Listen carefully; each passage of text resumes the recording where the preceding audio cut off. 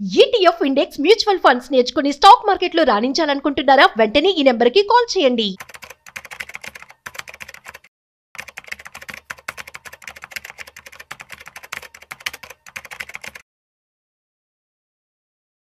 నమస్తే, welcome to Vishnu talks. నేను విష్ణు. ప్రస్తుతం నాతో పాటు ప్రముఖ స్టాక్ మార్కెట్ అనలిస్ట్ సుందరరామరెడ్డి గారు ఉన్నారు. సార్తో మాట్లాడదాం. సార్, సుందరరామరెడ్డి గారు నమస్తే సార్. నమస్తే సార్. సార్, ఈ మధ్య ఒక ఎంప్లాయీ సంవత్సరానికి 70 లక్షల రూపాయలు ప్యాకేజీ సంపాదించే ఒక ఎంప్లాయీ రీసెంట్ గా సోషల్ మీడియాలో ఒక పోస్ట్ అక్కడ పెట్టాడు సార్.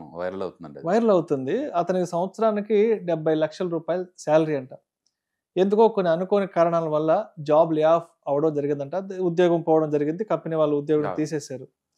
దాని తర్వాత ఆల్మోస్ట్ ఒక 6 to 7 months వరకు అతనికి కనీసం ఏ ఒక్క ఆఫర్ రాలేదంట.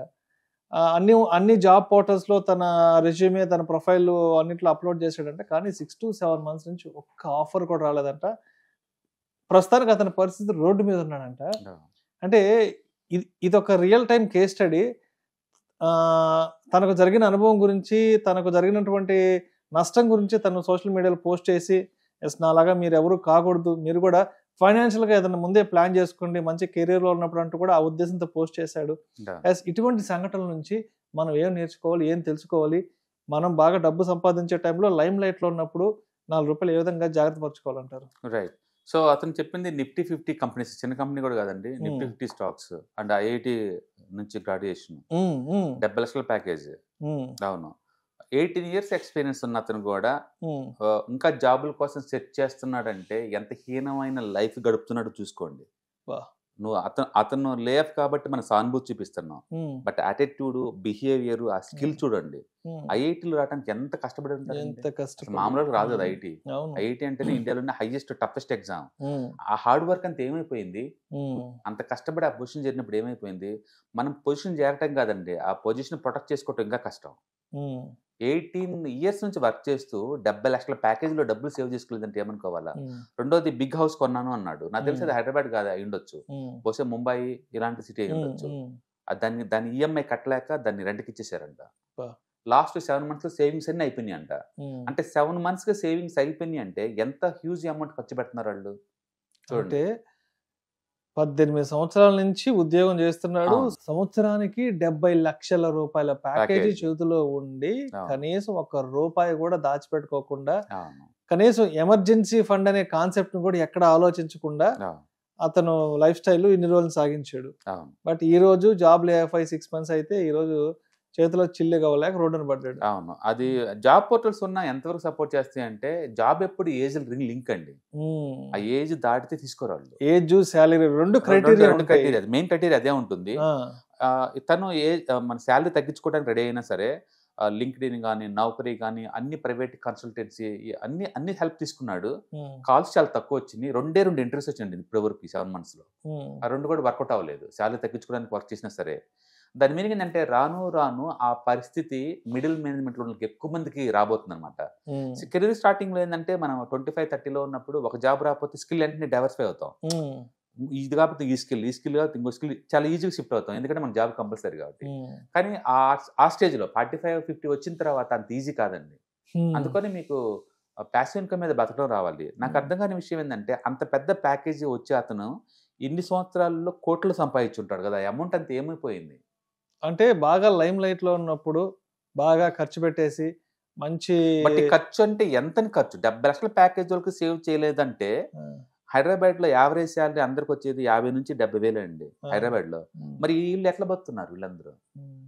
సార్, సంవత్సరానికి 70 లక్షలు ప్యాకేజ్ అంటే దగ్గర నెలకి ఒక 5,80,000 నుంచి 6 లక్షల రూపాయలు నెలకి. ఒక ట్యాక్స్ కట్టుకొని 4 lakh దాకా రావచ్చు. సరే, అంత పెద్ద ప్యాకేజీ అంటే ఎక్కడా కూడా దాన్ని జాగ్రత్త పరచుకోలేదు, 1 రూపాయిని భద్రపరచుకోలేదు. నాకు తెలిసి maybe luxuries lifestyle, luxuries కే ఫాదర్ లాంటి కూడా ఉండొచ్చు. ఆ లైఫ్ స్టైల్ ఉండొచ్చు. అంటే వీకెండ్ వస్తే సినిమాలు, షికార్లు అయి ఉండొచ్చు మనకి, ఎందుకంటే పర్సనల్ అసోసియేషన్ మనం చేయకూడదు అలాంటి ఏ టైప్ అయినా మనకు తెలియదు. లేదా ఏదైనా బిజినెస్ పెట్టి లాస్ అయి ఉండొచ్చు, ఆ యాంగిల్ థింక్ చేయొచ్చు.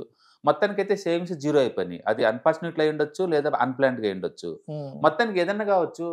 నా పెయిన్ ఏంటంటే, ఆ స్టేజ్లో 18 years ఎక్స్పీరియన్స్ వచ్చిన తర్వాత కూడా అంత పెద్ద మెరిట్ వాళ్ళు కూడా ఎలాంటి సేవింగ్స్ లేకుండా ఫ్యామిలీని తనతో పాటు రోడ్డు మీద తెచ్చే అంత ఫైనాన్షియల్ ప్లానింగ్ లేకపోవటం వెరీ బాధాకరం అనమాట. అందుకని కంపల్సరీ ప్రతి ఒక్కళ్ళు మన శాలరీ వచ్చినప్పుడు ఎంతకంత సేవ్ చేసుకొని అంటే ప్యాసివ్ ఇన్కమ్ జనరేట్ చేసుకోవటం చాలా ఇంపార్టెంట్. వీటి వల్ల ఏంటంటే అంటే ఇది రియల్ ఫేక్ మనకు తెలియదు, సోషల్ మీడియాలో వైరల్ అవుతుంది కానీ ఇది. బట్ మనకి సేవింగ్ హ్యాబిట్ లేకపోతే ఎలాంటి జీవితాలన్నీ ఎలా అయిపోతాయో మనం చూడండి. అంతెందుకు మనం చాలా మంది ఫిల్మ్ స్టార్స్ చూస్తున్నాం కదా, వాళ్ళు కూడా అంతే ఒకప్పుడు ఫుల్ లైమ్ లైట్ లో ఉన్నప్పుడు అంతే ఏవో చేస్తారు, పెద్ద బంగ్లాల్లో అవును ఒక్కొక్కరు 5 కార్లు 10 కార్లు చూసాం కదా. తర్వాత మనం చూసాము 60s 70s లో పెద్ద పెద్ద హీరోస్ హీరోయిన్స్ అందరూ చివరి రోజులు ఎంత. బట్ ఈ రోజుల్లో కూడా ఈ టైప్ వాళ్ళు ఉన్నారంటే అంత ఎడ్యుకేట్ చేసుకోవడం, వాళ్ళంటే ఎడ్యుకేషన్ లేని వాళ్ళు అందరూ. అవును. బట్ ఈ లైట్ నుంచి వచ్చిన వాళ్ళు పర్సనల్ ఫైనాన్స్ గురించి బాగా ఐడియా ఉంటుంది. బట్ నేను అనుకోవటం ఏంటంటే ఏదైనా జాబ్ లో ఏదైనా సొంత బిజినెస్ లాంటి పెట్టి ఉండొచ్చు, లేదా ఏదైనా ఫ్రాడ్ అయి ఉండొచ్చు, మొత్తానికి ఏదైతే అయిపోయింది అనమాట. అంటే దాని మీనింగ్ ఏంటంటే ముందు ముందు రోజుల్లో ఇంకా ఏజ్ రాంగ్ సైడ్ ఉంటే నువ్వు ఎంత మెరిట్ అయినా సరే జాబ్లో ఛాన్స్ లేదు. బట్ 2025లో కూడా ఇంకా ఎంటర్‌ప్రెన్యూర్‌షిప్ ఎందుకు డెవలప్ చేసుకోకూడదు నేను అంటుంది అది. ఎందుకంటే ఆన్లైన్ ఇంటర్నెట్ కొంచెం డబ్బు ఉంటే ఏదైనా బిజినెస్ చేసుకోవచ్చు మీరు. ఇప్పుడు ఓలా ఉబర్ ఉందనుకోండి, 20,000 ఎక్కడికి పోవు కదా, తక్కువ అంటే నేను అంటుంది. అంటే అంత లగ్జరీస్ లైఫ్ స్టైల్ నీకు రాకపోవచ్చు నేను అంటుంది అది. అందుకని ఇప్పుడున్న ఆపర్చునిటీస్ ఒకప్పుడు లేవండి. కాబట్టి ఏదన్నా నెట్వర్క్ మీకున్న నెట్వర్క్ లో మీరు ట్రై చేసుకొని అంటే ఎంటర్‌ప్రెన్యూర్‌షిప్ బిగిన్ చేసుకోవచ్చు. ఎందుకంటే అంటే రోడ్డు పక్కన ఈ మోమోస్ అంటే బజ్జీలు అమ్మే వాళ్ళే నెలకి 2-3 లక్షలు సంపాదించుకునే రోజుల్లో ఉన్నారండి ఇది. అందుకని నీ కష్టార్జితం వేస్ట్ గా పోగొట్టుకోకూడదు, నువ్వు ఆ స్టేజ్ లో ఉన్నావు ఆల్రెడీ. కాబట్టి డిప్రెషన్ లోన్ అవటాలు లేకపోతే ఫ్యామిలీ రోడ్డు మీదకి వచ్చారు ఇవన్నీ మానేసేసి అంటే కలెక్టివ్ గా కూర్చొని కౌన్సిలింగ్ తీసుకొని అంటే కెరీర్ స్టార్ట్ చేసుకోవచ్చు. ఐ స్ట్రాంగ్లీ బిలో కెరీర్ ఎక్కడి నుంచి స్టార్ట్ చేసుకోవచ్చు, ఏ స్టేజ్లోనే బిగిన్ చేసుకోవచ్చు, ఎక్కడి నుంచి ఫిక్స్ చేసుకోవచ్చు. కాబట్టి రేపంటూ దాని మీద హోప్ వదులుకోవటం అనవసరం. ఆ లైఫ్ స్టైల్ నీకు రాకపోవచ్చేమో కానీ బట్ ఫ్యూచర్ మీద హోప్ అయితే పోగొట్టుకోవాల్సిన అవసరం కూడా లేదు అక్కడ. బట్ అన్ఫార్చునేట్లీ ఇంత పెద్ద ప్యాకేజ్ వాళ్ళు కూడా ఎలాంటి సేవింగ్స్ లేవు అని అనుకోవడం చాలా దారుణం అండి. అంటే దీని నుంచి అర్థం చేసుకోవాల్సింది ఏంటంటే ఉద్యోగంలో ఉన్న టైంలో ఉండాలి, దీపం ఉండగానే చక్క పెట్టుకోవాలన్నట్టుగా ఉద్యోగం వచ్చి బాగా సంపాదించుకుని బాగా లైమ్ లైట్ లో ఉన్న టైంలో 4 రూపాయలు భద్రపరచుకోవాలి. అంటే అట్లీస్ట్ 1 సంవత్సరం 6 months జాబ్ లేకపోయినా దానికి సరిపడా ఎమర్జెన్సీ ఫండ్ మనం మంత్లీ ఒక 5,000 అంత పెద్ద ప్యాకేజ్ కదా, నెలకి 5,000 10,000 కనుక ఏ మ్యూచువల్ ఫండ్లు పెట్టినా వరస్ట్ మ్యూచువల్ ఫండ్స్ కూడా 13 ఎత్తుంది ఇండియాలో. 18 years క్రితం పెట్టినట్టు ఇప్పుడు ఖచ్చితంగా కోటలో వస్తుంది. ఆ కోటలు తీసుకొని టైర్ 2 cities కో టైర్ 3 cities కో మూవ్ అయ్యారు అనుకోండి, హ్యాపీగా లివ్ చేయొచ్చు. మరి ఓల్డ్ ఏం కాదు కదా, ఎక్కడి నుంచి బిగిన్ చేసుకోవచ్చు. అంత సైడ్ స్టేటస్ ఉన్న వాళ్ళు ఎక్కడ 18 years ఎక్స్పీరియన్స్ అంటే అతను at least at the age of 25 లో కెరీర్ స్టార్ట్ చేసినా ఇప్పుడు ఒక 43-44 ఉంటే ఉండొచ్చు. ఎక్కడ అడ్మినిస్ట్రేషన్ కూర్చున్న అతనికి ఉన్న స్కిల్ కి టైర్ 2 cities లో హ్యాపీగా 1 lakh తో బతకచ్చు. సో ప్రాబ్లం ఏంటంటే వాళ్ళకి దానికి విల్లింగ్నెస్ ఉన్నారో లేదు మనకు తెలియదు కదా.